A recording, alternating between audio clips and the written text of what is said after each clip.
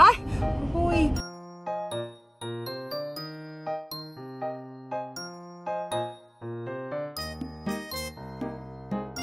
Hey guys, and welcome back to my channel! So today is a Sunday, walang pasok si Mars. And ngayon, papunta ko ng SM Tansa kasi magpapagawa ko ng bagong salamin. Wait lang ha, tawid tayo. Bago pa mangyari ang lahat, sabi ko, ba't parang ang labo na nung tint ng kotse? Sabi ko kay daddy, pwede ko na baka kong paltan. After na nga daw ng maintenance and everything, change oil and everything. Kasakay ko siya kanina, sabi ko, di ano, ito mo parang ang labo. Hindi naman daw malabo. So, isa lang ang ibig sabihin nito. It's either tumaas yung mata ko, tumaas yung grado ng mata ko, or tumaas yung grado ng mata ko.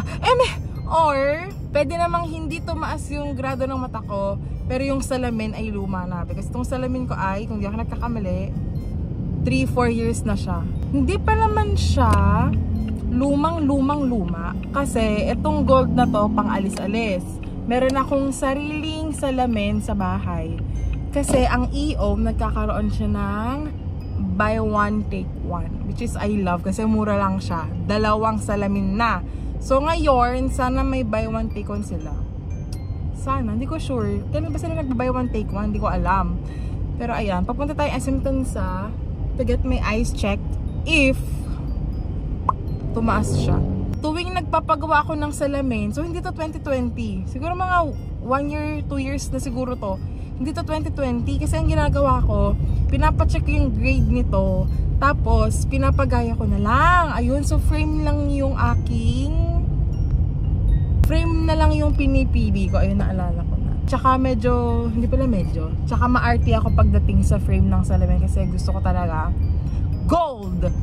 Kasi lahat ng accessories ni Inday ay gold. It's 1:28 PM. Oh my gosh, first step kong aalis ng bahay ng after lunch. Kasi ako, basta may mga gusto akong gawin like errands, grocery, paggawa ng salamin, as much as possible, umaga talaga. Para hapon, dire-diretso na yung pahinga ko. Pero since wala naman akong work tomorrow, Monday, naka-off ako. Kaya malakas ang loob ko, makakapagpahinga pa ako bukas. Nagawa ko, pag may napili na akong frame, tatanungin ko yung sales lady pa tawag doon. Kung may available frame, kung may available na lens ko, tsaka ako magpo-push through sa pag-purchase ng salamin. Kasi pag wala, hindi na ako gumago. Kasi nga, ipipick up pa siya sa ibang araw. Gusto ko agad-agad. Ayoko nang kasi syempre malabo na nga yung mata eh. Tsaka nagda-drive na rin kasi ako everyday, diba? So, kailangan. Kapag kasi ganyan, malabo. Kapag ito, medyo malabo. Pero kapag ganyan, okay naman siya. So, sige, magpa-check na tayo. Oh my gosh, also, first time kong bumili sa TikTok shop. Wala lang, gusto ko lang magtingin-tingin ba?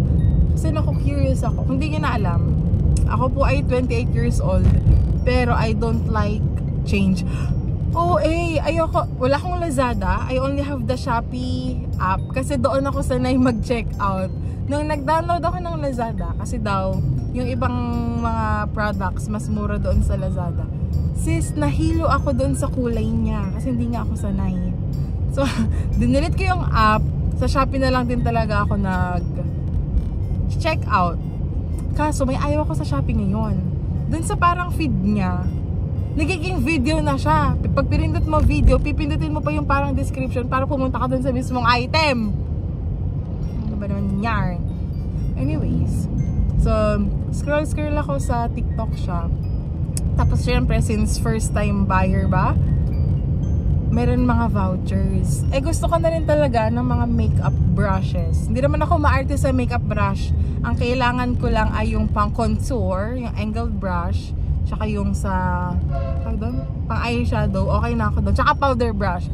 So meron doong 5-in-1 set na brush. Hulaan nyo kung magkano na lang yung babayaran ko with the vouchers. Tsaka 11.11 din pala. 1 cent. Nakakahiya pa sa rider kasi sabi ko kay mami, bigyan mo na lang si mami kasi magre-receive baka kasi ilang ibang araw pa siya dumating. Sabi ko, bigyan na lang natin si kuya, nakakahiya naman. Minsan na lang akong gumala. Wag na tayo mag Robinsons Gen 3. Wag na tayo mag SM Rosario. Medyo lumuyo tayo ng 15 minutes konti. SM Tansa. Magpapasko na din. This will be my first Christmas party nga. Since dun sa dati kong work, wala naman akong ibang kasamang employees, kundi ang aking bossing lang at ako ang nag-iisang staff. Wala kaming Christmas party. Ngayon, first time ko mag-Christmas party. First time kong sasali ng, first time na magkakaroon ako ng monito-monita. Syempre, ang huli kong monito-monita, high school. So, ayun, masaya, exciting. Syempre, pagdating ko ng SM, mahiya ako mag-vlog. Kaya chika-chika na lang. Grabe na kayo. What if padaanin niyo ako? Nakaulo na ako oh. Bigay niyo na sa akin to. Nakaulo na si sis. Singit pa din ng mga motor. Shit. Pinoy! Pinoy. Ang ayoko lang sa mga SM dito sa malapit sa amin. Ante. May ambag ka ba sa pagpapagawa ng SM? Ang dami mong comment. Wala lang kasi ako makwento. Pero kasi SM Dasma may covered parking. SM Rosario tsaka itong SM Tansa walang covered parking. So kapag tirik na tirik talaga ang araw mga sis, napakainit nga. So kapag napakalakas naman ng ulan, anyways, Pasko na. Ano ba tong vlog na to? Ano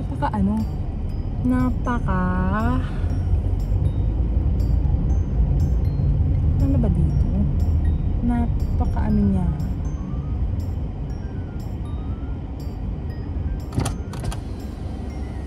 Wala na dito, sir? Sa likod, ma'am. Thank you. Ay! Wala na. Nandito na sila lahat. Dito na tayo. Ay, shit. Tayo. Andun na sila lahat. Dito na lang tayo. Naunahan ako ng dalawang kotse. Baka mamaya wala ng space. Ayoko na magpaikot-ikot pa. Siyempre, kahit pa paano nag-ayos ako, baka may makita akong friends dito. Ayoko naman magmukhang dugyot, di ba? Nakakahiya. Pero di pa ako naliligo ng buhok. Nag-shower lang ako. We're gonna look for a parking slot. See? Tirik na tirik ang araw. Grabe, dang init. Ginusto mo yan eh. Tumutanghali ka, di ba? Tumutanghali ka. Ay, shit. Paano? Uy, mamaya na nga tayo magulat. Boom! Kita nyo yan? Wala sa plano yan. At ito pang matindi. Hindi ako nakapagpagawa ng salamin! Yay! Woohoo! Ang galing-galing ko talaga! Wait lang, labas muna tayo. Hindi ako makapag-haul kasi may nakaabang na agad sa aking parking. So nahiya naman ako mag-vlog, syempre, para makapag-park na rin sila and makapag-banding. So wait lang. Uwi muna siguro tayo or ano ba? Parang nagugutom ako sis. Eto na nga, galing akong EO. Wala silang buy one take one. Okay lang naman kasi kailangan ko na rin naman talaga magpagawa nito. Kaso wala akong type ng frame. Siyempre, maarte ako. Gusto ko talaga gold. Tsaka yung mismong shape. Gusto ko halos same lang. Siyempre, kailangan ko na rin ng bagong frame kasi may mga gas-gas na rin to. Hindi naman pwede papalitan lang yung lens. Tapos, sabi ko, ang lungkot naman. Ang bilis ko rin kasi maglakad.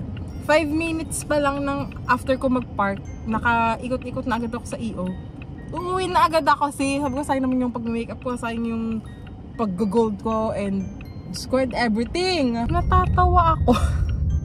Nagdadrive ako, natatawa ako, naloloka na ako. Kasi yung agenda, yung kailangan kong ipunta pa talaga, imbis na manood na lang ako ng K-drama, ayun yung hindi ko pa na-check sa aking checklist. Kung saan-saan pa ako nagpunta, buti na lang kanyo. Hindi ako pumasok sa loob ng Watsons. Kung hindi, patay na. Diyos mio, Marimar. Wala na, finish na ang laban. Yung mga hindi ko naman kailangang bagay sa Watsons ay mabibili ko pa nang wala sa oras. Tapos, edi wala kang salamin na gold kasi yung maarte si Inday.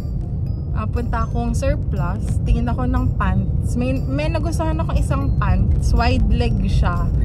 Pero, hindi ko siya feel sa uniform ko sa trabaho. So, sabi ko, X na. Inisip ko, bibilhin ko, susuot ko sa ibang events, kunwari. Pero wala naman ako events na pumuntahan. So, baka matambak lang na naman yun sa aking aparador.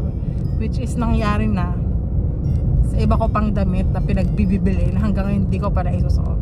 Tapos ko ng surplus, ako ay nagpunta sa lakad-lakad lang actually.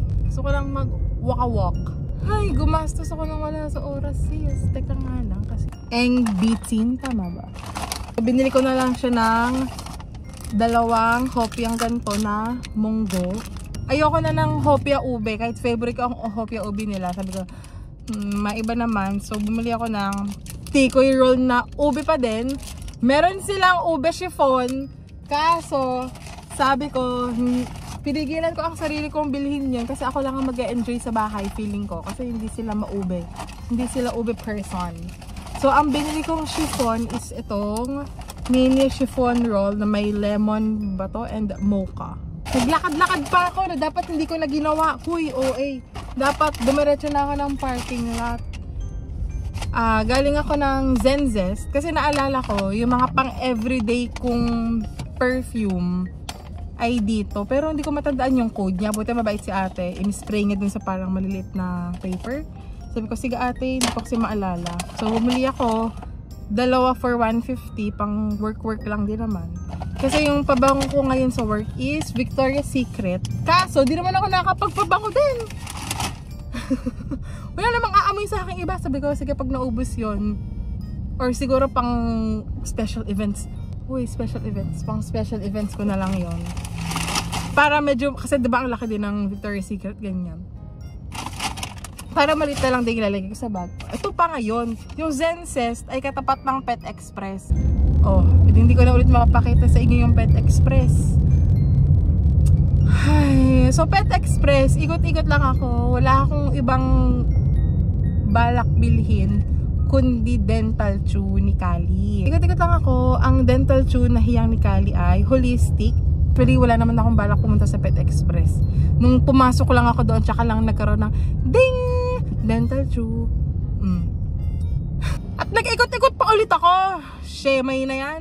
Nakita ko ng ang hirap. Teka nga, maya-maya na tayo mag-uusap. Uy. So, ito yung toy na nabili ko. Walang pink. No choice na tayo. Ganito katigas yung gusto niya. Yan talaga. Pero, I know for sure na itong parang rubber na to ay masisira niya. Bumili lang ako ng 2 dental chew. Isang fresh mint, tapos yung isa ay milk. Kasi ito yung hiyang niya. Tapos, sa Pet Express kasi sa SM Dasma, may nakihiyangan siyang wipes sa katawan. Para pag, syempre hindi naman siya pwede maligo araw-araw. Yun yung ginagamit ko